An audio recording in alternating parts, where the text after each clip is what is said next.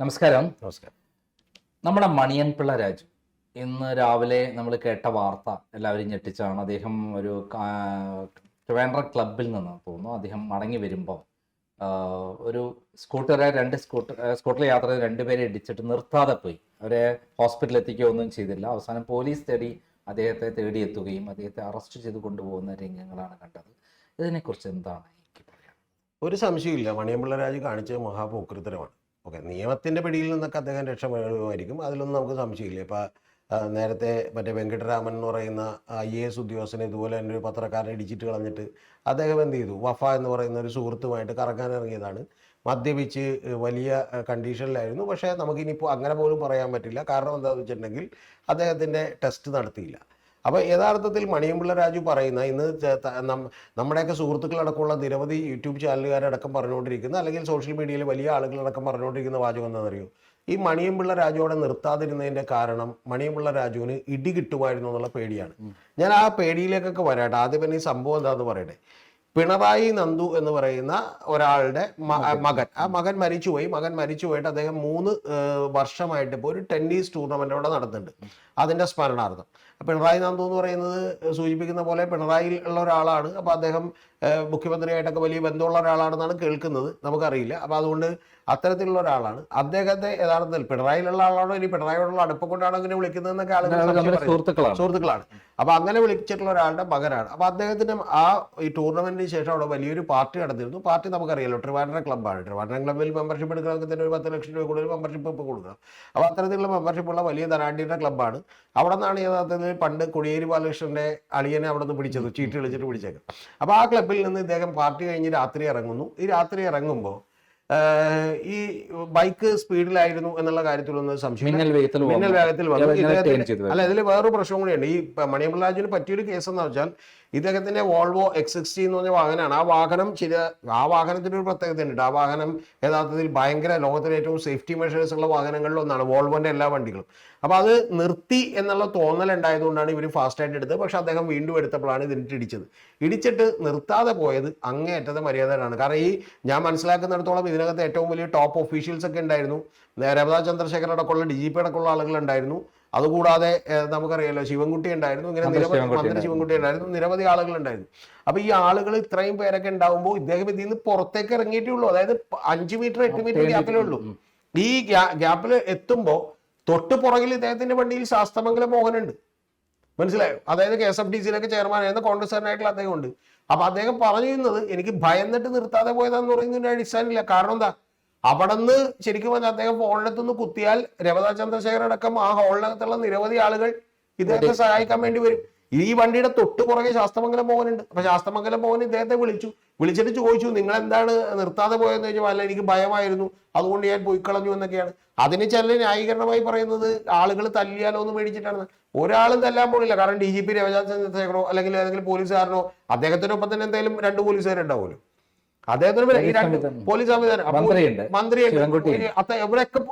ഞാൻ അല്ലെങ്കിൽ തന്നെ ഒരു കാര്യം പറയാം, ട്രിവാൻഡ്രം ക്ലബ്ബിൽ ഏതെങ്കിലും ഫംഗ്ഷന് പോയാൽ മിനിമം അവിടെ ഒരു 25 പോലീസുകാർ എന്ത് ചെയ്യും ഉണ്ടാവും. കാരണം അത്ര പ്രമുഖരായിട്ടുള്ള ആളുകളാണ് അവിടെ വന്നത്.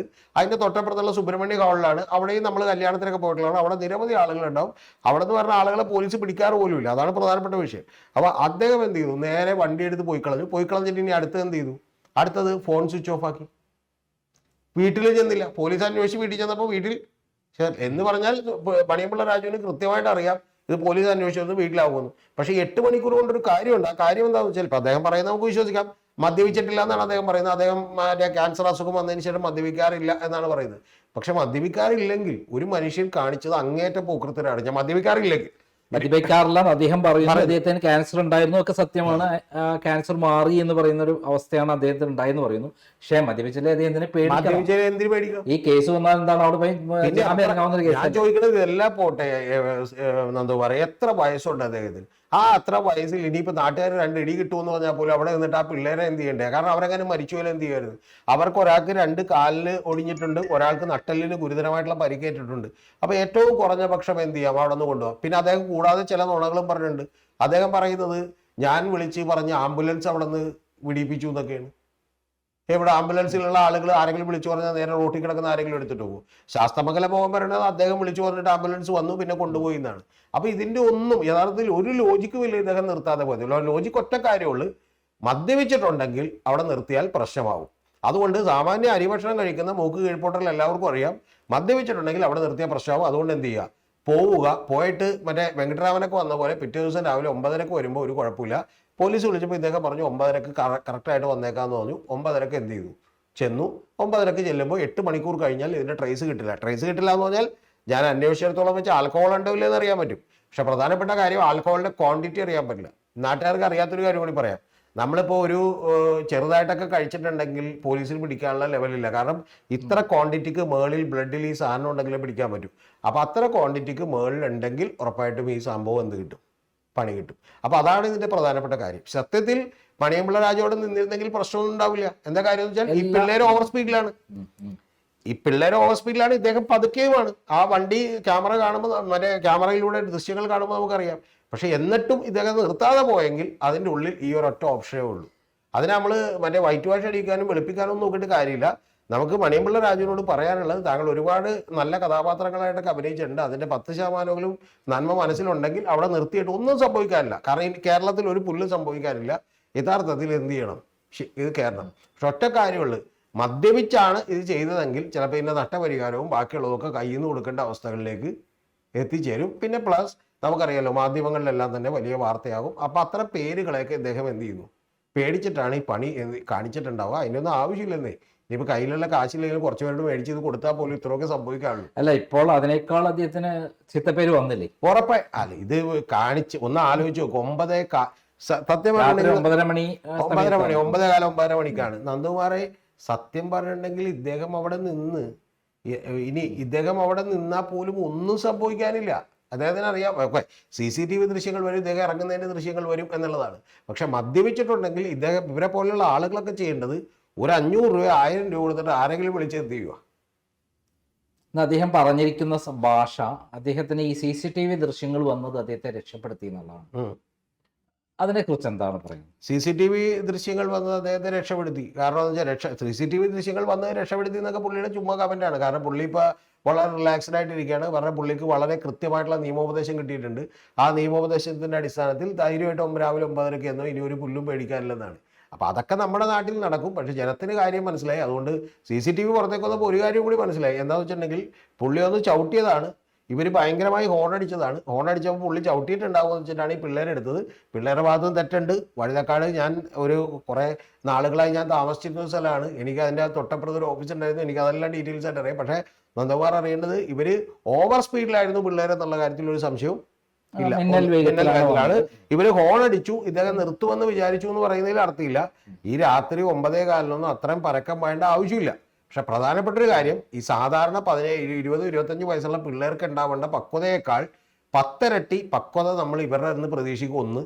രണ്ടാമത്തത്, ഇവർ വന്ന് നമ്മളെ മറ്റേ സ്നേഹവും കരുണയും മറ്റേ ആർദ്രതയും ഒക്കെ നിരന്തരമായി ഉദ്ബോധിപ്പിക്കുന്ന ആളുകളാണ്.